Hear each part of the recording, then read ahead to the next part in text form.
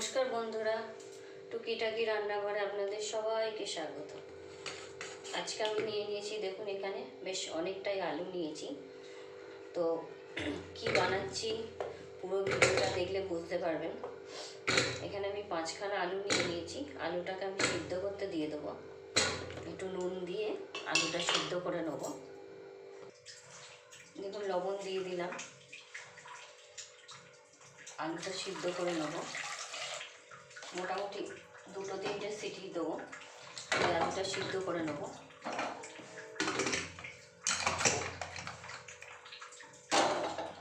আর এখানে একটা চপার নিয়েছি। এই চপারের মধ্যে এই 1 বাটি মতো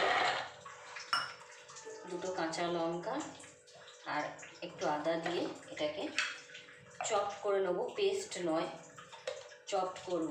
পেস্ট করলে একদম পেস্ট হয়ে যাবে, পেস্ট করব না, চপ করে নেব।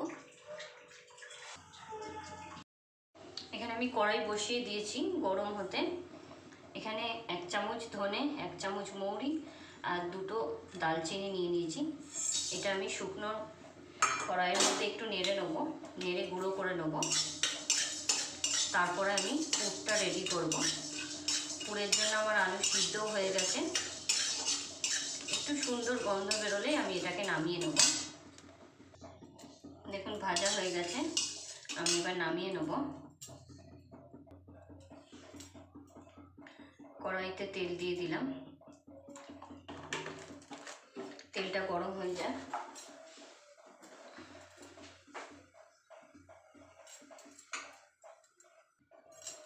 দেখুন তেল গরম হয়ে গেছে, আলুগুলোকে দিয়ে দেবো।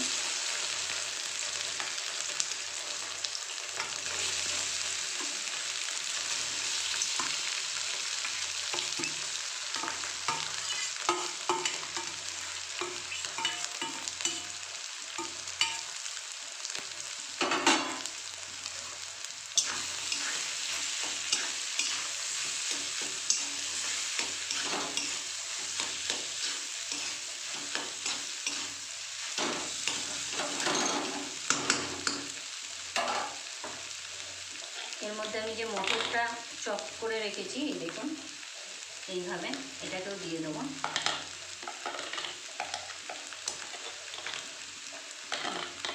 পেস্ট করবেন না, চপ করলে একদম মিহি চপ হয়ে যাবে, পেস্ট হবে না। এর সঙ্গে আদা কাঁচা লঙ্কা দিয়ে দিয়েছি। এবারে আমি কিছু মশলা দিয়ে দেবো, সিম্পল মশলা, হলুদ আর একটু কালারফুল, বাস আর কিছু দেবো না। আর ভাজা মশলাটা দেবো লাস্টে। আমি আলুতে লবণ দিয়ে সিদ্ধ করেছিলাম, আর একটু লবণ পরে দেবো। আমি এখানে 2টো কাঁচা লঙ্কা দিয়ে কড়াইশুঁটিটা পেস্ট করে চপ করেছি। কেউ যদি বেশি ঝাল খান তাহলে আরও একটু দিয়ে দিতে পারেন কাঁচা লঙ্কা। এবার এটাকে ভালো করে আমাকে পুরটা বানাতে হবে, কারণ কড়াইশুঁটিরও কাঁচা গন্ধটা যাতে চলে যায় আর আলুটাও যাতে সুন্দর করে পুর হয়ে যায়, ভাজা ভাজা মতো হয়ে যায়।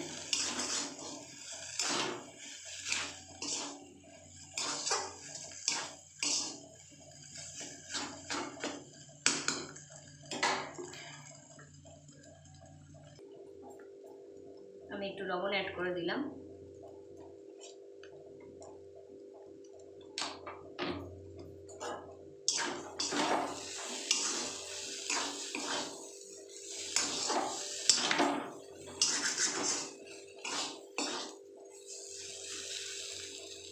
আমি এদিকে আটাটাও মেখে নিই।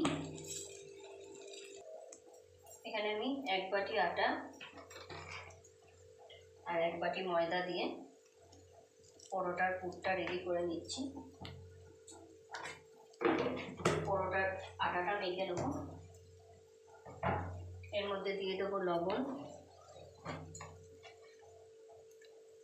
লবণ আন্দাজ মতো দিয়ে দিলাম। একটু সাদা তেল,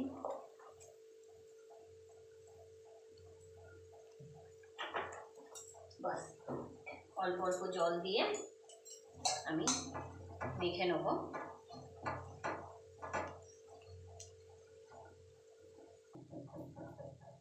দেখুন আটা ময়দা মিশিয়ে আমার ডোটা রেডি হয়ে গেছে। আমি একটু তেল মাখিয়ে একটু রেখে দেবো।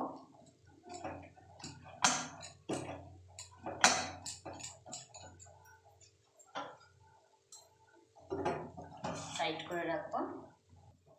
আমি এবার এখানে ভাজা মশলাটা অ্যাড করে দিলাম। একদম ভাজা মশলাটা পুরো গুঁড়ো করবেন না, একটু এরকম দানা দানা থাকবে, তাহলে মুখে ভালো লাগবে। ধনেটার মৌরি এই যে, আর দালচিনি যেটা দিয়েছিলাম এটা আমি আলাদা গুঁড়ো করে নিয়েছি। এটার গুঁড়োটা দিয়ে দিলাম ভাজা মশলার। এবার আমি ভালো করে মিক্সড করে পুরটা নামিয়ে নেব। খুব সুন্দর একটা সেন্ট বেরোচ্ছে ভাজা মশলাটা দেওয়াতে। ভালো করে মিক্সড করে পুরটা আমি নামিয়ে ঠান্ডা করে নেব।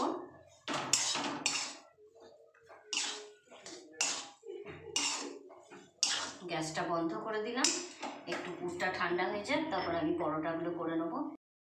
দেখুন আটা মেখে রেখেছিলাম, আমি এবার পুরটা ভরে নেব। কিছুই না, সিম্পল এইভাবে অনেকটা পুর, আলু মটরের যে পুরটা করে রেখেছিলাম। আলুর পরোটা তো সবাই খান, এইভাবে একবার আলু মটরের পরোটা খেয়ে দেখবেন, খুব ভালো লাগে। বাস মুখটা মুড়ে এরকম করে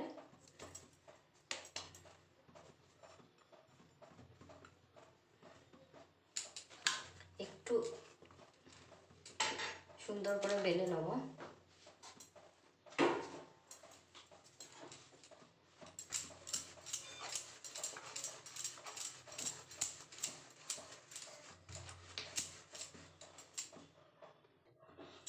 দেখুন তাওয়াটা গরম হয়ে গেছে, আমি দিয়ে দিলাম।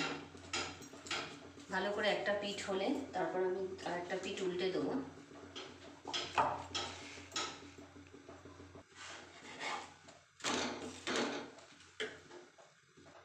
আমি পরোটাগুলো বাটার দিয়ে ভেজে নেবো।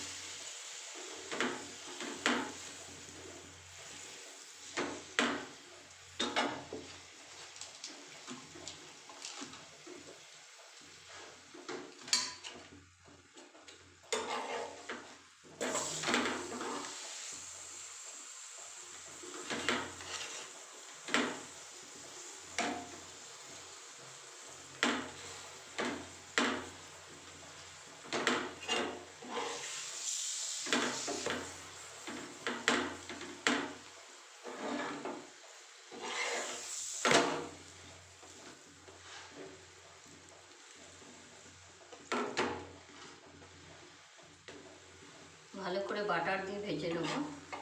আলুর পরোটাতে একটু বাটার বা ঘি দিলে ভালো লাগে, না দিলে ঠিক ভালো লাগে না। আলুর পরোটাতে ঘি বা বাটার দিয়ে ভাজলে খুব ভালো লাগে।